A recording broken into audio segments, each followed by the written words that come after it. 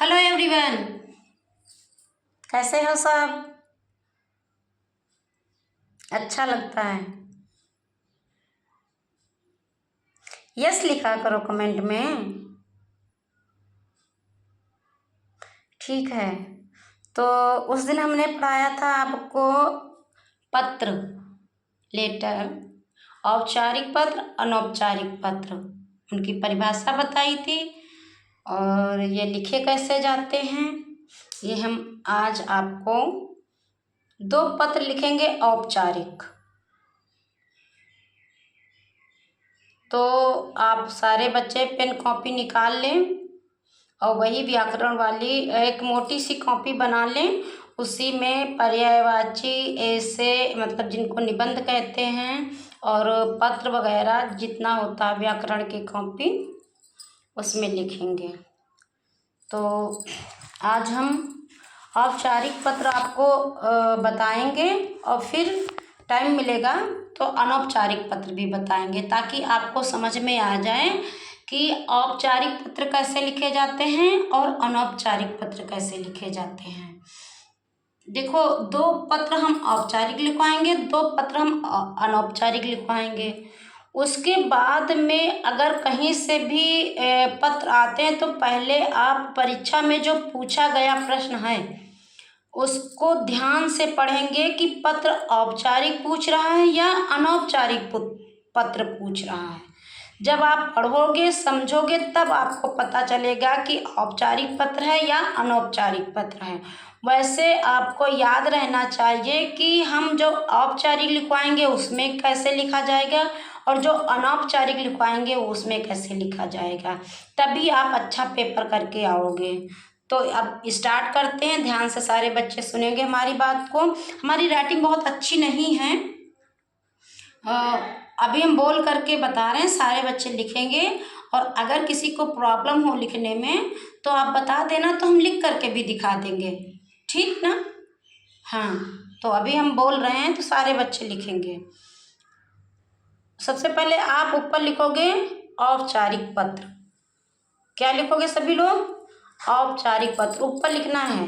जहाँ ना कॉपी का ऊपर वाला वो लाइन होता है उसके ऊपर स्पेस होता है, जहाँ पर डेट वगैरह लिखी होती है उसी के जस्ट बगल में स्पेस खाली होता है, वहाँ पे आप लिखिए औपचारिक पत्र। लिख लिया? उसके बाद आप लिखेंगे क्या? आप लिखेंगे टीसी के लिए प्रार्थना पत्र। ऊपर हेडिंग डालिए, टीसी के लिए प्रार्थना पत्र। जब आप हाई स्कूल पास हो जाते हो और आपको टीसी लेनी होती है, दूसरे विद्यालय जाना होता है, या यूँ कह लीजिए कि आपके पिताजी की यहाँ नौकरी थी तो यहाँ रह रहे थे, तो यहाँ रह करके आप पढ़ रहे थे इस विद्यालय में। अब आपके पिताजी का ट्रांसफ़र हो गया है, वो बाहर उनकी पोस्टिंग हो गई है, तो अब आप वहीं पढ़ेंगे। इसलिए जिस विद्यालय से आपने हाई स्कूल की परीक्षा उत्तीर्ण की है उस विद्यालय से आप टीसी लेने के लिए पत्र लिखेंगे, ठीक ना? तो लिख लिया सबने? टीसी के लिए प्रार्थना पत्र। अब जो ऐसे कॉपी होती है ना, तो बाईं तरफ जो कॉर्नर में ऐसे लाइनों को जोड़ता है, कैसे सीधे जाती है कैसे जाती है, वहाँ पे लिखिए बाईं तरफ कोने में लिखिए सेवा में। सेवा में, फिर में के नीचे थोड़ा सा कॉमा कर दीजिए, थोड़ा सा। फिर उसी में के नीचे से आप लिखोगे श्रीमान प्रधानाचार्य महोदय जी। क्या लिखोगे? श्रीमान प्रधानाचार्य महोदय जी सादर नमस्ते। लिख लिया ना? अब आप जिस विद्यालय के हों, जिस विद्यालय में आप पढ़ते हों, आपने परीक्षा हाई स्कूल पास की है, उस विद्यालय के सारे बच्चे नाम डालेंगे। मैं किसी विद्यालय का नाम नहीं बोलूँगी, जो बच्चा जिस विद्यालय में पढ़ता है उस विद्यालय का वहाँ पे एड्रेस, ठीक ना? तो एड्रेस के बाद आप जब एड्रेस हो जाएगा, जैसे द विश्रामम स्कूल बख्शी का तालाब, ठीक ना, अस्थि रोड लखनऊ, ये हो जाता है। ऐसे ही सारे बच्चे अपने अपने विद्यालय का नाम डालेंगे, जो जिस विद्यालय का हो। उसके बाद आप लिखोगे विषय।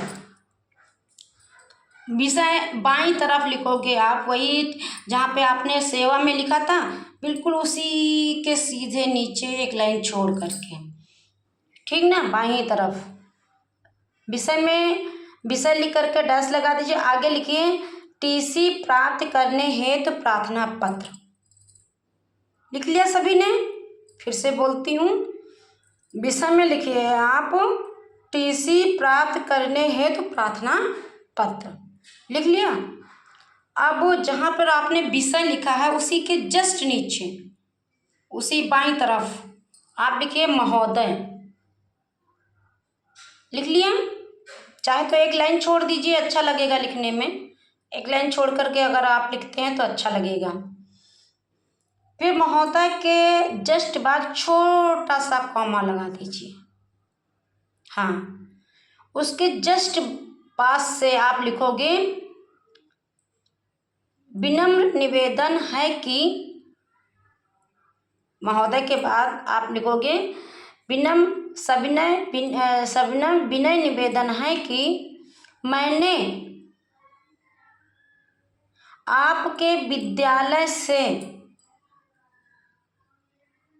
10वीं की कक्षा नियमित छात्र के रूप में उत्तीर्ण की है, पूर्ण विराम। लिख लिया? उसी के पास लिखोगे अब मेरे पिताजी का स्थानांतरण मतलब यहाँ से हटकर दूसरी जगह, चाहे वो लखनऊ हो, चाहे इंदौर हो, चाहे जयपुर हो, जहाँ आपके पिताजी की पोस्टिंग हुई हो वहाँ का नाम डाल दीजिए। हो गई है। इस कारण मैं आगे की पढ़ाई आपके विद्यालय में करने के लिए असमर्थ हूँ। लिख लिया? हूँ के बाद पूर्ण विराम। लिख लिया? अब उसी हूँ के नीचे से आप लिखोगे, एक लाइन पूरी छूट जाती है, अतः आपसे निवेदन है कि मुझे मेरी टीसी प्रदान करने की कृपा करें। आपकी महान दया होगी। धन्यवाद। फिर आपका आज्ञाकारी शिष्य, अगर लड़का है तो शिष्य और लड़की है तो शिष्या। फिर उसी के दाईं तरफ आप अपना नाम डाल दोगे सारे बच्चे, और बाईं तरफ जो स्पेस छूट गया है वहाँ पे दिनांक डालोगे। तो ये जो प्रार्थना पत्र है इसको हम औपचारिक प्रार्थना पत्र कहते हैं। और एक पत्र आप कक्षा 3-4 से पढ़ते हुए आ रहे हैं, सेवा में, जैसे सेवा में श्रीमान प्रधानाचार्य जी सादर नमस्ते, फिर विद्यालय का नाम, फिर क्या कहते हैं कि विषय में क्या होगा कि आज अकस्मात मुझे फीवर आ गया या मेरी तबीयत बिगड़ गई, हाँ, उसके लिए अवकाशित प्रार्थना पत्र। सविनय निवेदन यह है कि आज अचानक विद्यालय से वापस आने के कारण मैं भीग गया था तो मुझे रात में बुखार आ गया। डॉक्टर के पास मम्मा या पापा ले गए तो उन्होंने मुझे 2 दिन के लिए रेस्ट बताया है। तो आपसे निवेदन यह है कि आप मुझे 2 दिन का अवकाश प्रदान करने की कृपा करें। आपका आज्ञाकारी शिष्य, चाहे लड़का हो तो शिष्य, लड़की हो तो शिष्या।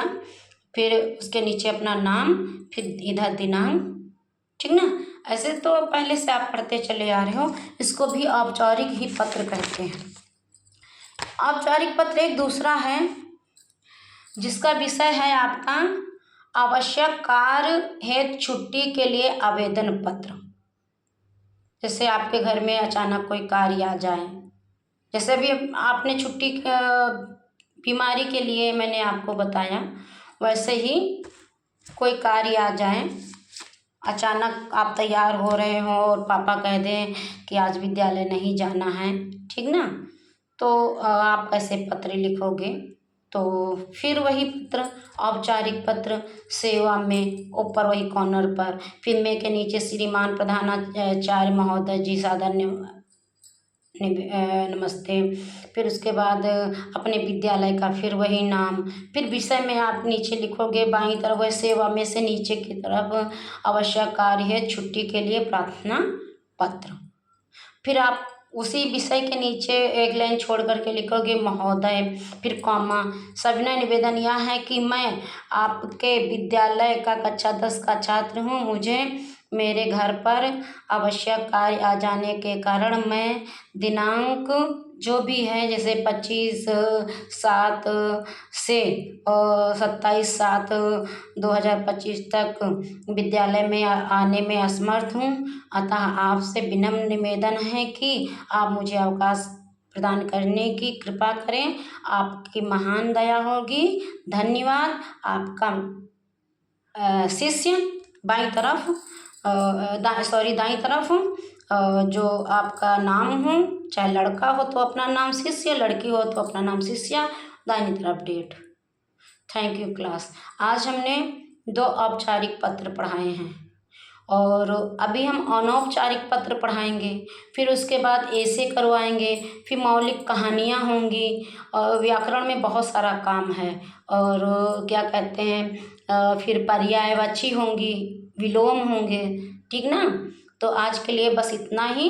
और सारे बच्चे ये नहीं समझे कि 2 पत्र लिखवा दिए मैम जी, हम यूं यूं करके लिख लेंगे, याद कर लेंगे। बेटा इनको याद भी रखना होगा कि ये कौन से पत्र हैं आप लिख रहे हैं। Thank you class.